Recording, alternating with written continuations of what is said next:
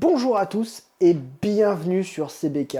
Aujourd'hui ça va être une vidéo un petit peu spéciale, ça va être une prise en main de la CF Moto 675 SR-R, le premier 3 cylindres de la marque chinoise. Donc je tiens d'abord à remercier énormément les vieux boulons qui m'ont prêté cette moto, alors qu'elle venait tout juste d'arriver chez eux. Aussi, vous allez voir, je dis prise en main parce que je suis pas très branché sportive, j'ai pas vraiment les compétences, et je pense que ça va se voir, alors je préfère le dire dès le début. En attendant, bonne vidéo à tous, et on se retrouve juste après pour le débrief. Bon alors à ton avis, je reviens avec le sourire ou je reviens en te disant... C'est un monde, déjà la conduite, c'est un monde dans l'histoire.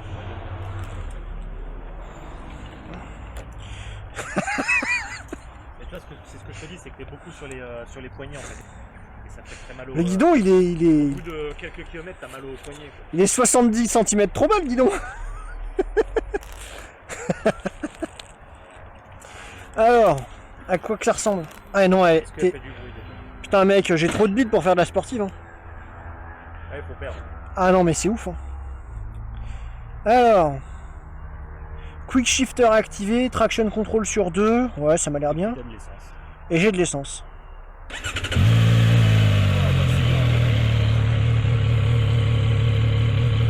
C'est pas trop mal, hein. Press any button to skip. Ah, ça sonne... C'est agréable tout de même, hein.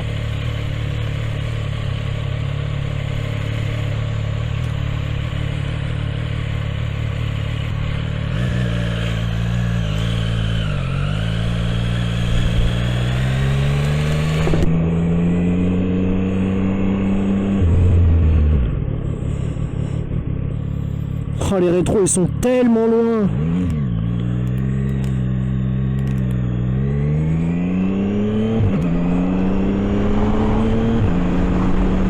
Ah, le shifter, il est bien. Hein.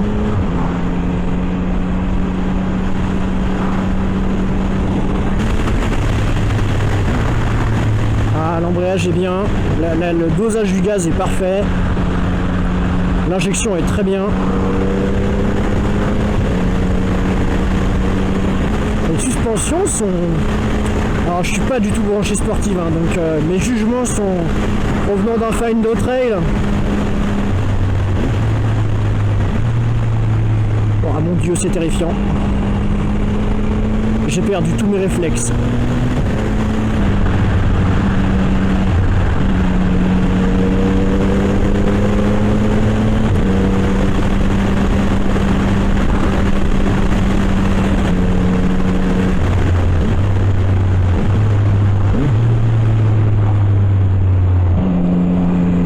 Les rétros, on voit bien dedans par contre, hein. Ça c'est cool. J'ai l'impression d'être dans une bagnole tellement les rétros ils sont loin, putain. Ah, la position, elle m'encule le dos.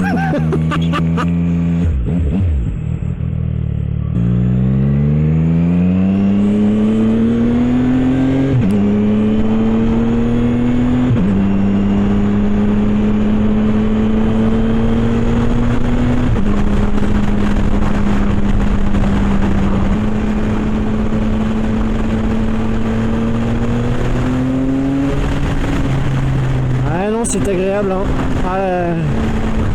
Je peux pas encore gazer, elle est froide, hein, mais c'est agréable comme moteur, j'aime beaucoup. Je déteste la position, mais le moteur est agréable de fou.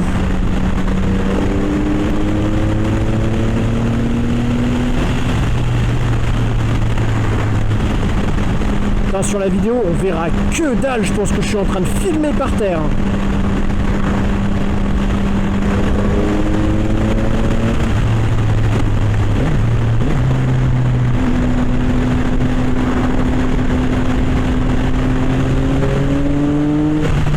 Le son de l'admission est vraiment sympa. Et j'ai pas encore gazé. Hein.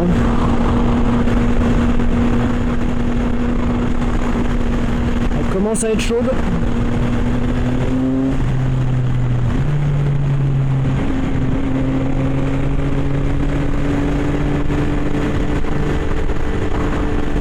Le moteur vibre peu. Par contre la boîte est longue. Hein. Putain, je suis à 75 en troisième à 6000.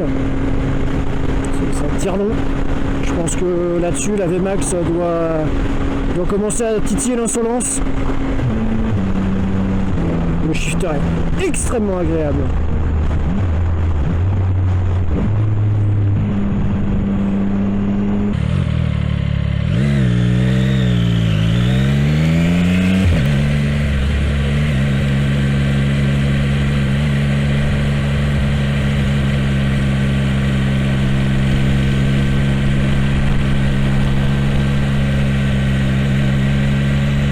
Super.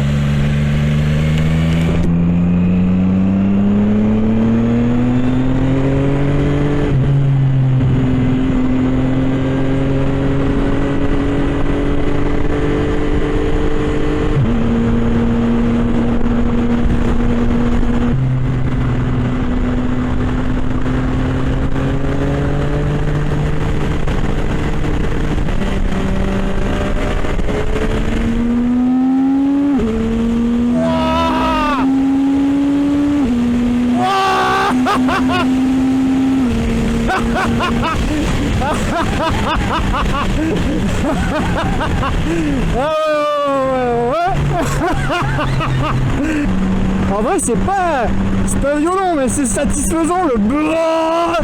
Je sais pas si ça s'entendra beaucoup dans le casque hein, mais là j'entends presque pas le moteur. Et quand j'ouvre j'entends presque que le moteur.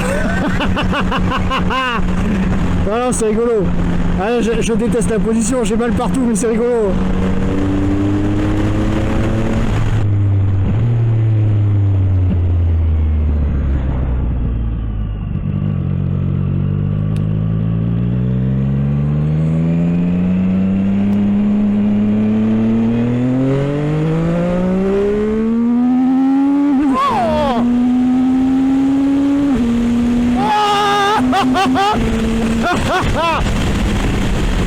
Oh putain mais le moteur comment il arrive de nulle part. C'est beaucoup trop... En fait le plus marrant c'est vraiment le moteur qui vient de nulle part. Qui fait... Ah ouais c'est vraiment drôle, ils ont fait un gros travail sur le bruit de l'admission.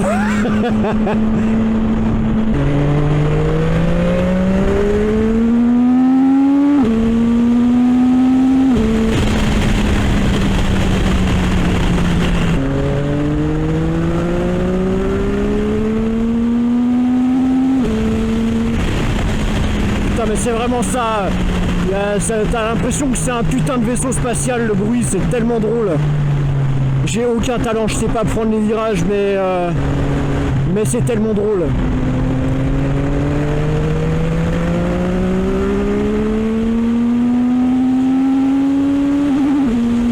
Oh, le routeur, il est énervé.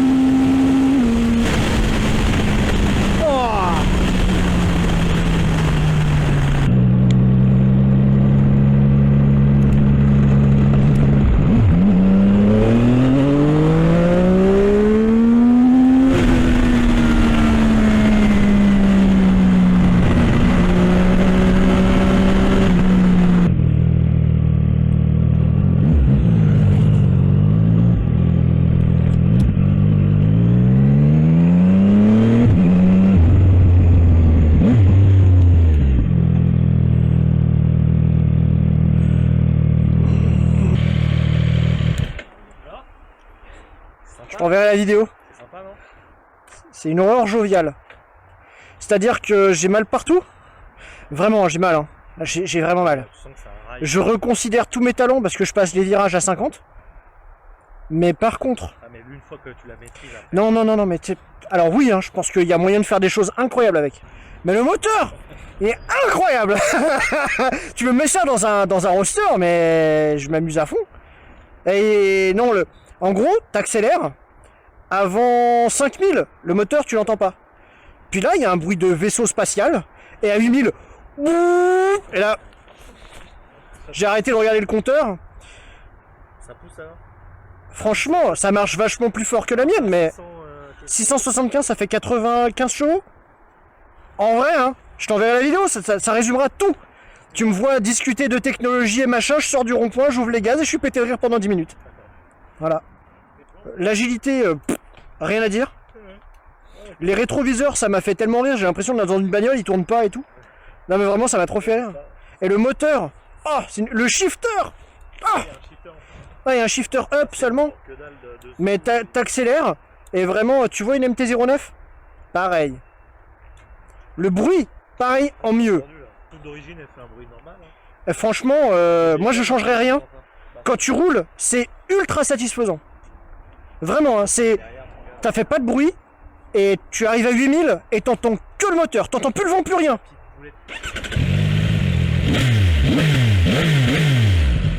Ouais, ça sonne vraiment bien. Hein.